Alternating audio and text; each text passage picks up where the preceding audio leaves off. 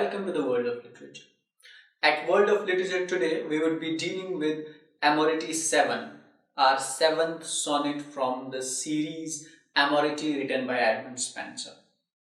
So let's take up the text of the poem first and then we will explain the sonnet verse by verse. Fair eyes, the mirror of my mazed heart, what wondrous virtue is contained in you, the which both life and death forth from you dart into the object of your mighty will. For when ye mildly look with lowly hue, then is my soul with life and love inspired. But when ye lower, or look on me askew, then do I die as one with lightning fired.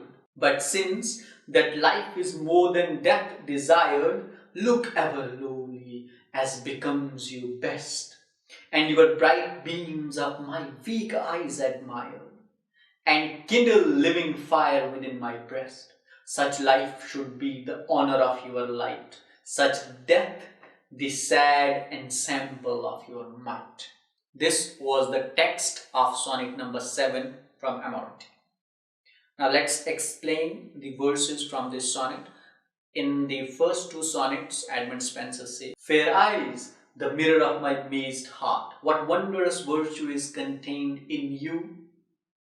The word that he has used here, mirror, means here place of peace or rest. Mazed heart means bewildered or dazed heart.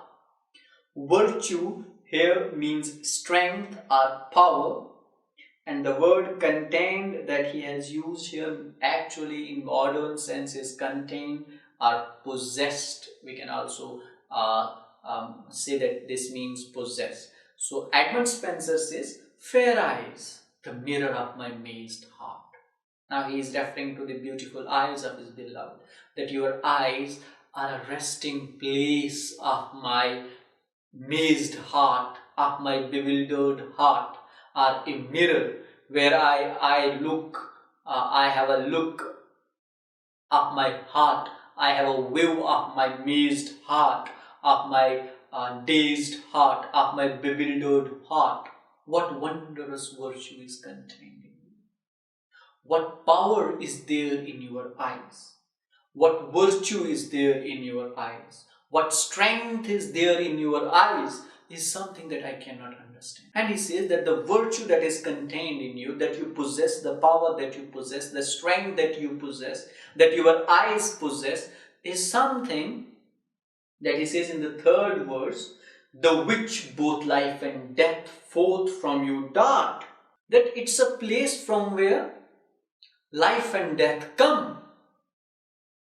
You know, such are your eyes, and these beautiful eyes have been the theme of poets in every language. Whether you read ghazals in Urdu or you read poems, sonnets in English or odes, you will find how poets have been praising the eyes of their beloveds. And here he is doing a similar kind of a thing. He says that your eyes are such which would kill the people and which would give life to the people. They do both the things, both life and death dart forth from you, come forth from you, as if you are the giver of the life, as if your eyes are the giver of the life, as if your eyes are a source of death into the object of your mighty whim.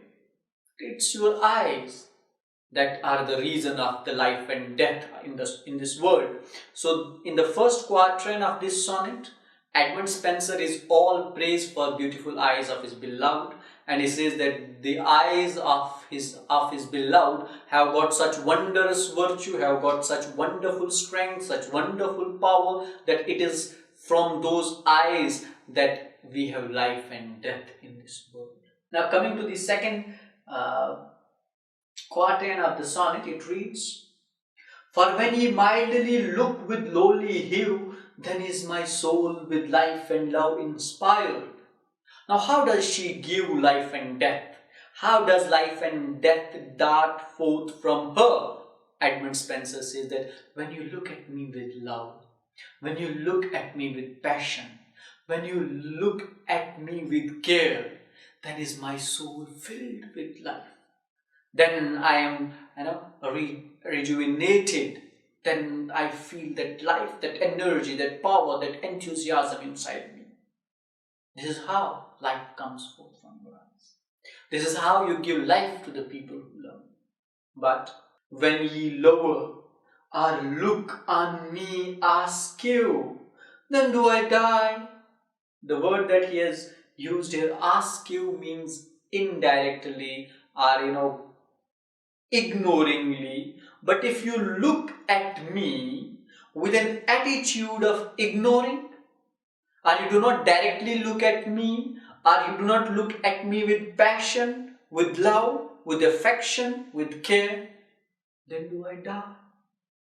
This is how life and death darts forth from the eyes of her beautiful beloved.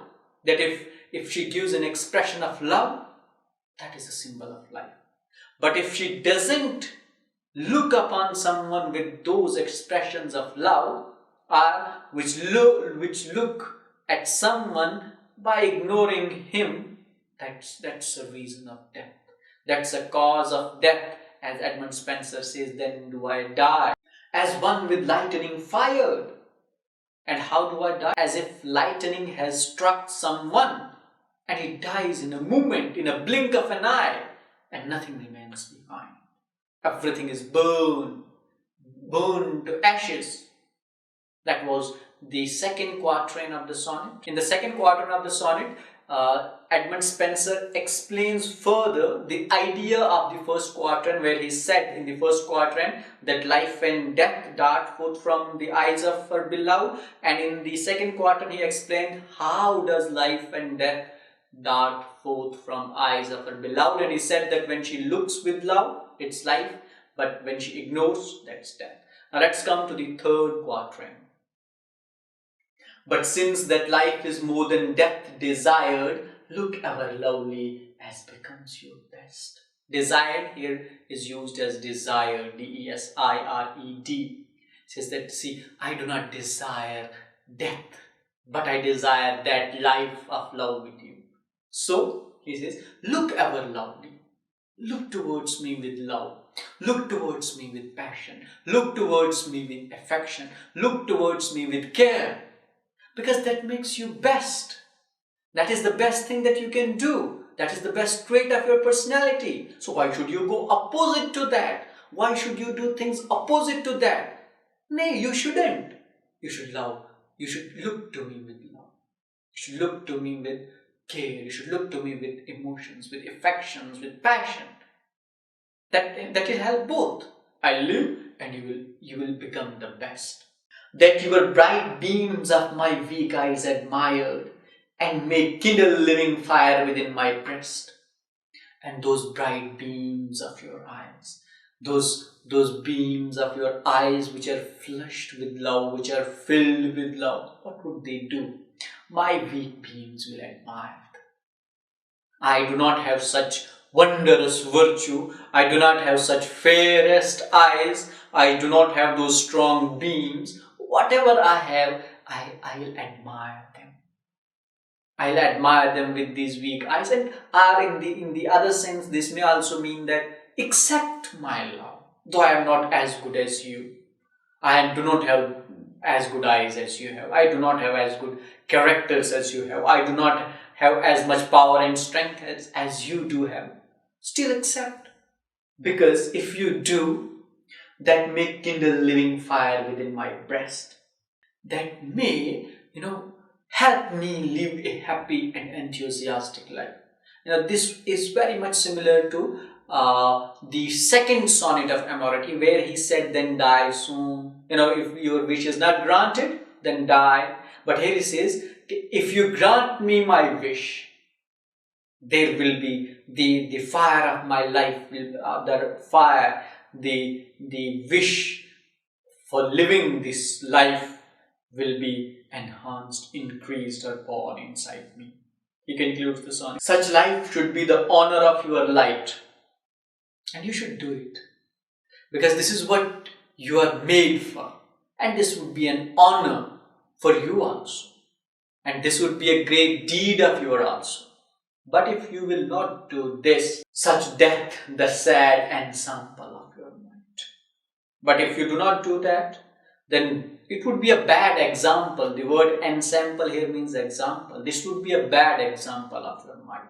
People would say that she was mighty. She could have done anything. But what she did was, she killed the person who loved her.